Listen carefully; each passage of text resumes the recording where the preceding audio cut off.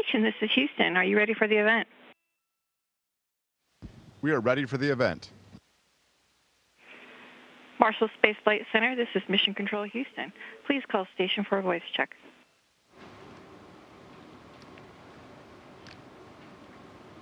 Station, this is Don Reed at Marshall Space Flight Center for voice check. How do you hear me? Hey, Don, we read you loud and clear, but there's a bit of an echo. Huntsville copies. And with that, we'll hand over to R.J. Hillan.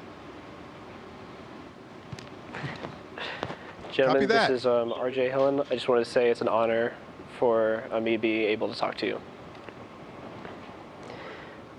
Hey, RJ, we're really happy to be able to talk with you tonight.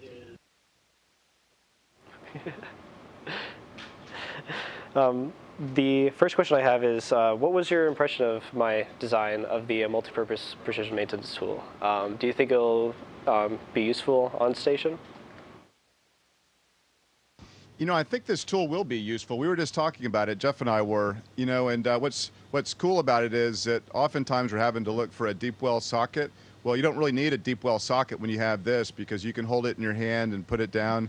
And so it has lots of useful pieces on here. You know, one thing that that oftentimes with prototyping with 3D printing is there's a plastic version, then a metal version. But even this plastic version, I think, would work up to a certain torque value. So well done, and I think it's really cool.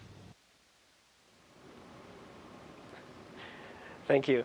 And for the next question is mostly about your inspiration for you, for both of you actually. What inspired you to actually pursue your career path and become an astronaut? Actually, I think we both have very similar career paths. We both graduated high school and went to the military academy at West Point. We were talking about this, as a matter of fact, just a week or two ago, about getting to the military academy, and for me, discovering that the Army had aviation assets and you could become a pilot. And I immediately latched onto that as an interest, and then that extended to later learning about the opportunity to become a test pilot and do some of the unique work inherent in that field. And of course, since the beginning of the space program, that's been a path to pursue a career as an astronaut. And that happened to me. It was in the late 70s.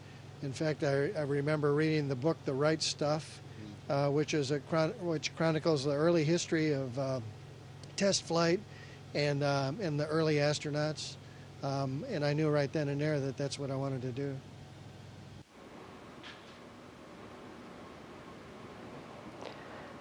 That's awesome.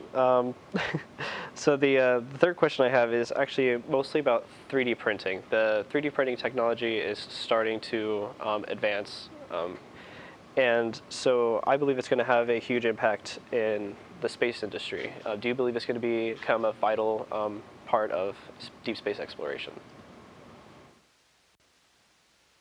You know, RJ, I believe that it will, because one of the things that is very evident from our time up here on Space Station, and frankly through our entire time with NASA and training and getting ready for spaceflight, is how complicated it is to support a vehicle like this. The logistical train in order to make this vehicle run is phenomenal, and the planning that's required, and we have so many smart people that are involved in making sure that all logistics are here for us. And a lot of times it takes months and even years in advance of planning. But if you're able to print the parts that you need for replacement and other devices, I mean, really, it's almost an unbounded sort of capability that you could have in order to produce the things that you need. So I think as the technology develops and becomes less expensive and easier and more compact, I think it has a tremendous role in human spaceflight.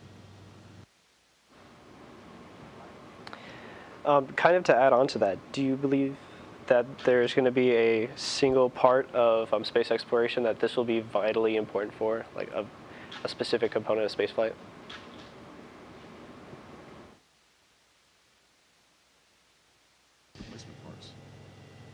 As Tim alluded to, it's very complicated to support a space mission and to maintain a vehicle. one of the challenges related to what he was talking about is we have a lot of equipment, a lot of tools, a lot of spare parts on board, trying to predict what we might need at any given time. And then with the logistics train, it can take months to get something here that we don't have on board, or even longer, depending upon what it is. So with this capability, it gives you the opportunity to produce something that you hadn't anticipated and make it on short notice. It also reduces your stowage requirements. Stowage is a really presents a lot of overhead to life and work and being able to operate the space station. So being able to do that just in general, I think, is very promising. A tool like this, now we don't have a specific use for this tool. We have a generic use for this tool, obviously, with the hex head interfaces and whatnot, but we don't have a specific use. When you have a specific problem, that will drive specific requirements, and the 3D printing then allows you to do a quick design to meet those requirements, and get it printed and meet the tool, or make the tool to meet that specific need. And that's the beauty of this.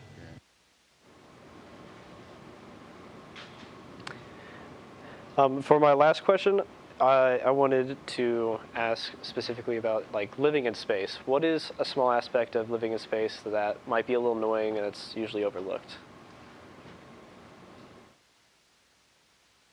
Well, I have to say that we are so well supported up here, and not just in the means of living in space. I mean, obviously, we have the food, the air, the environment, which is phenomenal, right? We're going around the planet every 90 minutes, and outside of this thin hole is a vacuum. So that's just amazing in itself. And so there's lots of niceties that are also taken care of. We have great food on board. We even have internet access. But if I could have one thing, one small thing, it would be high-speed internet.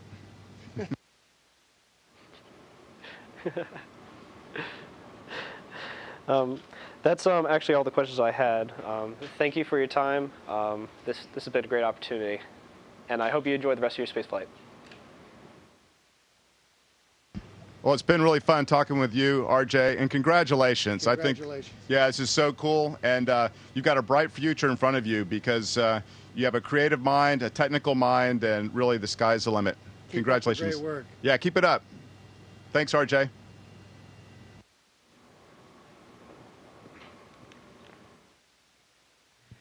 Station, this is Houston ACR. That concludes the event. Thank you.